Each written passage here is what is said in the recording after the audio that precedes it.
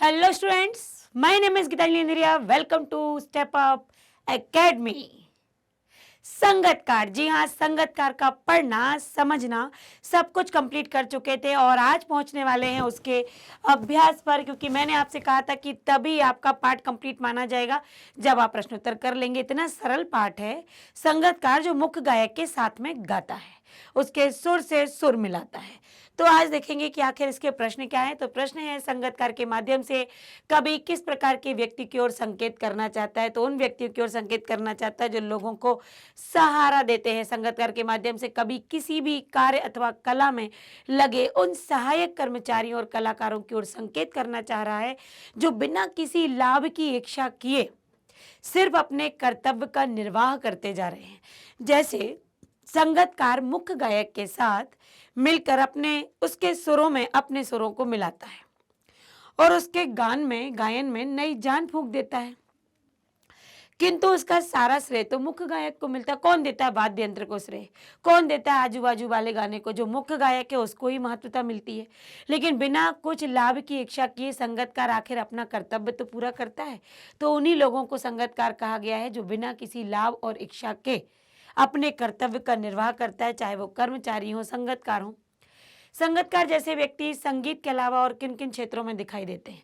संगीत के अलावा हर जगह आप किसी भी इंस्टीट्यूट को देखिए, किसी भी संस्था को देखिए, कहीं भी आप ऑफिस को देखिए, वहां पर बॉस बैठा हुआ है, लेकिन यदि वो ऊंचाइयों को छू रहा है तो जितने कर्मचारी काम कर रहे हैं उन सभी का उसमें सहयोग है। वो सारे कर्मचारी जो छुपे हुए हैं, जो चुपचाप काम कर रहे हैं, जिनका नाम नहीं आता है अखबार में, उस बड़े ब्रांड का नाम आएगा और ब्रांड के साथ साथ जो व्यक्ति उसमें बॉस बना हुआ है, जो वहाँ का मालिक है, उसका नाम आएगा। लेकिन उसको उतने उच्च लेवल तक उसको मालिक जो बनाया गया, वो बनाया किसने? उन व्यक्तियों का नाम तो आता नहीं है। वही संगतकार है। तो संगतकार केवल गायक के लिए नहीं होता है, संगतकार हर उस क्षेत्र में देखने को मिलते हैं जो उच्च पद पर पहुंचता है, लेकिन जिनके साथ मिलकर कई लोग काम करते हैं। सिनेमा के क्षेत्र में, फिल्म में अनेक सहज कलाकार होते हैं, डुप्लीकेट, सह नर्तक, स्टंटमैन बहुत सारे होते हैं। भवन निर्माण में मजदूर, घर किसका बन रहा है ये सबसे पहले पूछा जाता है, उसकी नेम प्लेट लगती, सब कुछ होता। घर किसने बनाया, किसने डिजाइन किया, चलो उसका नाम भी आ जाता है। लेकिन घर के ईंट से ईंट जोड़कर जो बीच में मसाला भरा गया, वो किसने बनाया? यह नींव किसने खोदी, ये नाम नहीं आता। या क्या नींव नहीं खोदती तो क्या मकान बन सकता था? नहीं। तो जो सबसे अहम भूमिका रखता है तो वो तो नींव खोदने वाला, वो जो मजदूर है वो रखता है, पर उसको पूछता कौन है? वहां वो संगतकार है। तो ऐसे कई जगह संगतकार आपको मिलेंगे। संगतकार किन किन रूपों में मुख्य गायक गायिकाओं की मदद करता है? जब मुख्य गायक का सुर गिरने लगता है, जब सुर लड़खड़ाने लगता है, जब वह किसी दुनिया में खो जाता है, सुरों से दूर हो जाता है, तो संगतकार अपने स्वर को मुख्य स्वर से ऊंचा नहीं उठाता है। सबसे पहली बात, जब वह मुख्य गायक गाते गाते थक जाता है तो उसके सुर में सुर मिलाने का काम करता है। जब गायन करते समय मुख्य गायक या गायिका अपने सुर में खो जाते हैं, भटक जाते हैं, तब संगतकार उन्हें वापस लाने की कोशिश में लग जाता है। गायन के समय यदि गायक और गायिका का गला भारी हो जाता है तो संगतकार अपनी आवाज की मधुर ध्वनि उसमें डाल देता है। उसकी मानवता यह है कि विपरीत परिस्थितियों में भी वह मुख्य गायक को संभाले रखता है। तो इस प्रकार वो कई परिस्थितियों में मुख्य गायक की मदद करता है। भाव स्पष्ट कीजिए कि उसकी आवाज में जो हिचक साफ सुनाई देती है या अपना स्वर ऊंचा ना कर उठाने की जो कोशिश है, उसे विफलता नहीं, उसकी मनुष्यता समझना चाहिए। बिल्कुल सही बात। मुख्य गायक के साथ साथ संगतकार को भी गाना आता है, किंतु वह अपनी मुख्य गायक की आवाज से आवाज मिलाता है। अपनी आवाज को ऊंचा नहीं करना चाहता, मुख्य गायक को ही ऊंचा रहने देना चाहता है। ये उसकी मानवता नहीं तो और क्या है, वो स्वार्थ में नहीं है। कवि द्वारा गायन में मुख्य गायक का साथ देने वाले को संगतकार की भूमिका के महत्व को दर्शाते हुए कहा है कि जब संगतकार मुख्य गायक के पीछे पीछे गाता है तब अपनी आवाज को वह मुख्य गायक की आवाज से अधिक ऊंची स्तर पर इसलिए नहीं जाने देता ताकि मुख्य गायक की महत्वता, उसका महत्व, उसकी पहचान कम ना हो जाए। संकोच में वह कम गाता है या धीमे गाता है, वह कितना भी उत्तम क्यों ना हो, परंतु अपनी आवाज को धीमे ही रखता है। कवि आगे कहता है कि उसकी ये असफलता नहीं है, विफलता नहीं है, कमजोरी नहीं है, बल्कि ये तो उसकी मानवता का प्रमाण है कि वह अपनी शक्ति और प्रतिभा के रहते हुए भी स्वयं को ऊंचा नहीं उठाना चाहता, बल्कि मुख्य गायक को ही सहारा देकर उसे ऊंचा रखना चाहता है। अगला है किसी भी क्षेत्र में प्रसिद्धि पाने वाले लोगों को अनेक लोग तरह तरह से अपना योगदान देते हैं। कोई एक उदाहरण देकर बताइए, तो बहुत सारे उदाहरण हैं। किसी भी क्षेत्र में प्रसिद्धि पाने वाले लोगों को, जैसे मैंने अभी बहुत सारे उदाहरण दिया आपको, किसी इंडस्ट्री का दिया, इंस्टीट्यूट का दिया, किसी भी संस्था का दिया, यहाँ पर आपको कलाकारों का दिया, घर में जो मकान आपने इतना सुंदर आलीशान बनाया उसका उदाहरण दिया। तो बहुत सारे उदाहरण हैं। एक संगीत निर्देशक, गीतकार, तकनीकी साउंड लाने वाले, वाद्य यंत्र बजाने वाले, संगीतकार, निर्माता, सुविधाओं का ध्यान रखने वाले, प्रशंसा का वातावरण बनाए रखने वाले, प्रत्येक व्यक्ति का महत्वपूर्ण हाथ होता है जब कोई मूवी बनती है। बहुत बड़ा हाथ होता है। फिर किसी भी प्रसिद्ध व्यक्ति के पीछे उसके सहायकों का भरपूर योगदान होता है। टीम वर्क जिसे कहते हैं कि बिना मदद के, बिना टीम वर्क के, बिना समूह के, बिना अपनी पूरी टीम को लिए के कोई भी व्यक्ति सफल, अकेला तो सफल नहीं हो सकता।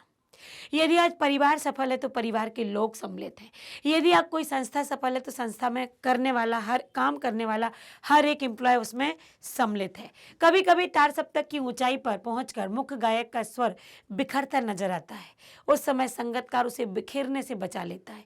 इस कथन के आलोक में संगीतकार की विशेष भूमिका को स्पष्ट कीजिए। संगीतकार उसे बताता है, सिखाता है। तार सप्तक में गायन करते समय मुख्य गायक के स्वर लड़खड़ा जाते हैं, उसके कारण स्वर बिखरने लगते हैं।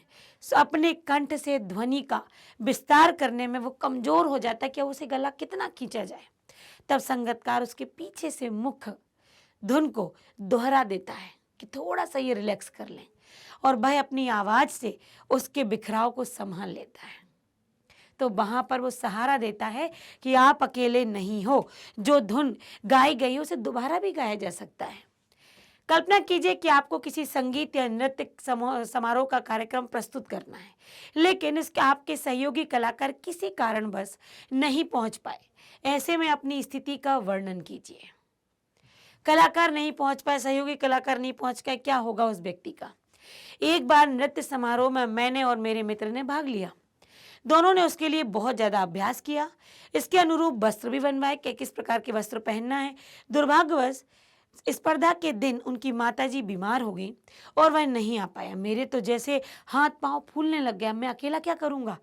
तब मेरे मित्र और माता पिता ने मुझे ठाठस बंधाया, सांत्वना दी, मेरे थोड़ा सा मुझे हिम्मत दी। हमने जिस गाने की तैयारी की थी उसमें साथी की आवश्यकता थी, इसलिए मैंने दूसरे गाने जैसा आया वैसा नृत्य किया। स्पर्धा के दिन अगर सहयोगी कलाकार ना आए तो दिन में तारे नजर आ जाते हैं कि अब तो हमारा हारना निश्चित है। हम क्या करें, सहयोगी नहीं आया, पैर नहीं उठते और कार्य भी नहीं होता। ये बिल्कुल सभी के साथ ये घटनाएं घटती जब हमारे साथ कोई ग्रुप में काम हो रहा हो। अगला प्रश्न है, किसी भी क्षेत्र में संगीतकार की पंक्ति वाले लोग प्रतिभावान होते हुए भी मुख्य या शीर्ष स्थान पर क्यों नहीं पहुंच पाते? क्योंकि वो अपनी आवाज को दबाए रखते हैं, वो अपने कार्यों को दबाए रखते हैं। किसी भी क्षेत्र में संगीतकार की पंक्ति वाले लोग प्रतिभावान होते हुए भी आगे नहीं बढ़ पाते हैं, क्योंकि वे अपने गुरु और स्वामी को महत्व देते हैं और उनका सम्मान करते हैं। पहले वो उनको आगे रखते हैं, इसीलिए वो कई बार पीछे रह जाते हैं। और यहाँ पर कंप्लीट हमारा क्या हुआ? चैप्टर अभ्यास देख लिया हमने, पाठ को पढ़ लिया, तो संगीतकार का जो पाठ था वो पूर्ण हो चुका है। अब आपको पाठ समझ में भी आया होगा और आप लिख भी पाएंगे, क्योंकि इसमें अधिकतर ऐसे प्रश्न हैं जो आपको सोच के लिखने हैं। एक और प्रश्न आपकी पुस्तक में है जो मैंने यहाँ ऐड नहीं किया, कि आपको एक अनुच्छेद भी लिखना है जब आपके विद्यालय में कार्यक्रम हो और आपके संगीतकार, आपके सहयोगी हों, उसमें उनका क्या आपके उस पर प्रभाव पड़ रहा है, ये इसका उत्तर आप लिखेंगे। उसमें अनुच्छेद पूरा लिखना है, संगीतकार का आपके कार्यक्रम पर प्रभाव या संगीतकार के सहयोग से कार्यक्रम की सफलता। तो यहाँ पर ये होमवर्क देते हुए मैं पाठ की समाप्ति करती हूँ और अगले पाठ के लिए आप बने रहिएगा हमारे साथ, क्योंकि हम जल्दी जल्दी कंप्लीट भी करेंगे। आपको अपने एग्जाम के लिए प्रिपरेशन जो करनी हो, साथ में पुनरावृत्ति भी तो हमारी होगी, तो बने रहिएगा हमारे साथ। मिलते हैं हम अगली बार। Thank you so much.